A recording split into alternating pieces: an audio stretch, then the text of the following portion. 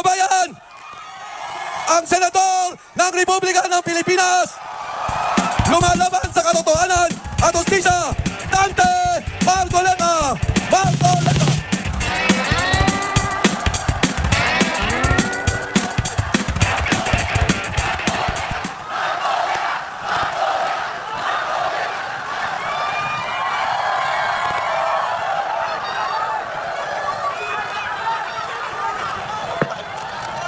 Magandang gabi po sa ating lahat. Unang-una na po ay gusto ko pong magpasalamat sa inyong lahat. Kahapon pa po ay tinitingnan ko na kayo. Lalong-lalo na po yung nanggaling pa sa malalayong lugar. Meron pa po ako nakitang nasa panig ng katandaan, mga lolo at mga lola. Kahit na po ang lakas ng buhos ng ulan, walang tumitinag, walang umuuwi. Lalo na kung nagpapahayag po kayo ng ating pagkakaisa, ang ating hinahanap na katarungan, hinahanap nating katotohanan, transparency at accountability. Salamat po sa lahat ng mga kapatid sa Iglesia ni Cristo. Salamat din po sa mga hindi kapatid ngunit nakikisang-ayon at sumusuporta sa pagkakaisa natin sa gabing ito. Ang iba po ay mga kakilala ko, yung iba po ay hindi ko man kakilala, ngunit nagpahayag po sila ng pagsuporta at pagmamahal sa ating bansa at sa ginagawa natin ngayon. Hindi na nga po sana ako pupunta dito. Kasi baka akalain po nung iba, ako pa po yung nag-i-instigate, hindi po. Ang palagi ko pong ginagawa, kagaya ng palagi kong sinasabi, ay kailangan maipakita natin kung ano ang tunay at tapat na paglilingkod ng isang public servant sa pamahalaan. Gusto ko pong gamitin ang aking sarili na isang mabuting halimbawa kung paano ang isang public official ay tumupad ng kanyang tungkulin dahil sa pinagtiwalaan ng mga tao para sila ay paglingkuran. Hindi ko po alam kung paano ko kayo pasasalamatan sa tuwing nababanggit ang aking pangalan na sinusuportahan po ninyo ang aking ginagawa para sa ating bansa.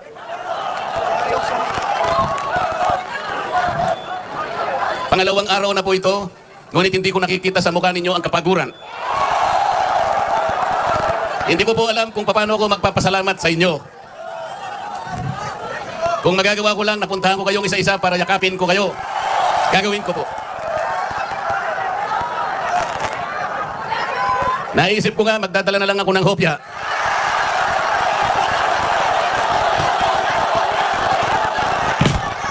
Pero nung makita ko po na napakarami ninyo, kahit 30 pabrika ng hopya, hindi magkakasa sa inyo.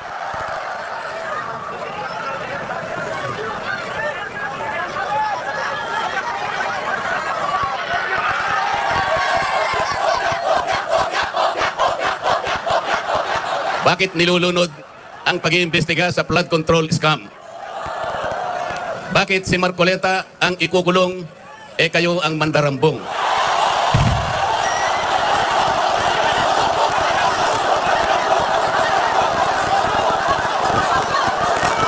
Meron po akong babasahin sa inyo, alam nyo na po ito, pero kailangan pong alam ko uli sa inyo para maitatak po sa ating puso. Ang babasahin ko po sa inyo ay yung pambungad o yung preambulo ng ating saligang batas. Ito po ang kauna-unahan, ito ang pambungad, ito yung panimula. Kung tawagin natin sa English ay preamble. Ito po ang sama-samang isinulat ng bawat isang Pilipino noong ang ating saligang batas ay ating pinagtibay. Babasahin ko po. Kami, ang nakapangyayaring sambayanang Pilipino na humihingi ng tulong sa makapangyarihang Diyos upang bumuo ng isang makatarungan at makataong lipunan at magtatag ng isang pamahalaan nakakatawan sa aming mga mithiin at mga lunggatiin, magtataguyod ng kabutihan sa bawat isa, mangangalaga at magpapaunlad ng aming kamanahan at titiyak para sa aming sarili at sa angkanang susunod ng mga biyaya ng kalayaan at demokrasya sa ilalim ng pananaig ng batas at ng pamahalaang puspos ng katotohanan, katarungan, kalayaan, pag-ibig, pagkakapantay-pantay at kapayapaan ay naglalagda at naghahayag ng konstitusyong ito. Mga kababayan, ito po ang batayan kung bakit nandito tayo ngayon. Nais nating ipaalala sa pamahalaan ang ating mga layunin, ang ating mga adhikain, ang ating mga pangarap para sa ating sarili at sa susunod na saling lahi. At ang ating pangarap sa ating pinakamamahal na bansa. Ito po ang aking paninindigan at alam ko ito ang ating pinagkaisang paninindigan ngayong gabi. Nakahanda po akong magpakulong. Kung kinakailangang maaresto po ako, wala pong problema. Kung ito po ang kabayarang hinihingi para ipagtanggol ko ang katarungan at ang pambansang kagalingan at ang interes ng mamamayang Pilipino.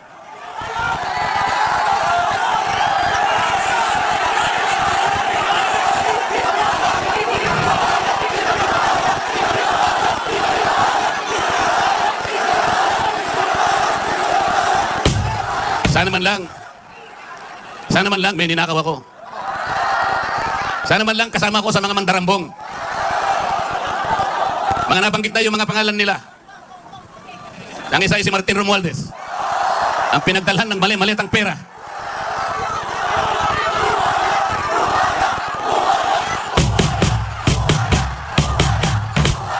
Ako po ang ibinibintang nila sa akin ay salaping pantulong para sa kampanya para ako ay manalong isang senador.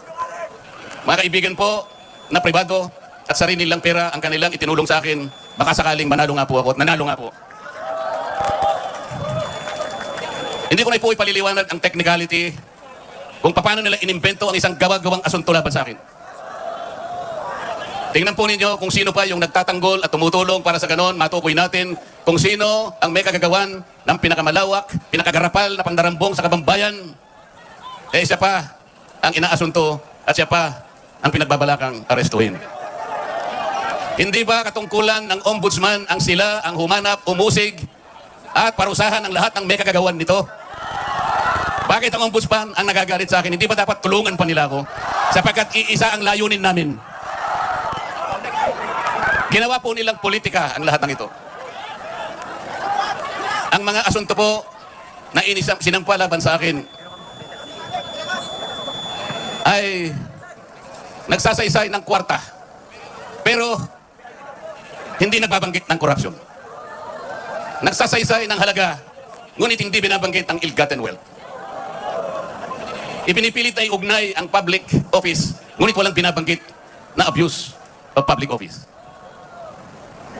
Naglulubid ng mga chismis ngunit walang ebidensya.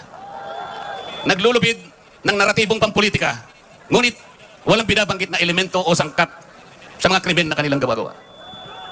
Yun po ang nakapagbibigay po ng malaking kalapastanganan sa ilalim po ng mga batas na umiiral sa ating bansa.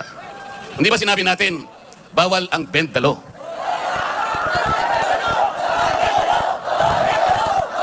Ayun, don't bend the law. Eh, paano naman kasi? Isa naman kasama ko to sa bulwagan sa Senado, bigla na lang nagsalita. Sometimes you have to bend the law to be able to please the people. Sumagot naman yung kausap. Sumagot yung kausap. Tinanong kasi siya kung tama yung sinasabi. Ang sabi niya, yes sir. Mga kababayan, uulitin ko po ang aking pagsaludo sa inyo. Ang aking paggalang, ang aking pagpapasalamat sa ipinakita ninyong pagsuporta at pagmamahal sa akin at sa mga bagay na ipinaglalaban nating lahat. Ang katarungan, ang katotohanan, ang pananagutan at ang katarungan. Huwag po tayong magiwahiwalay. Ang sabi nga natin, we are one. We are one. We are one. Maraming salamat po sa inyong lahat. 10 palakpak para kay Senator Marcoleta. Dagdagan pa natin because we are one.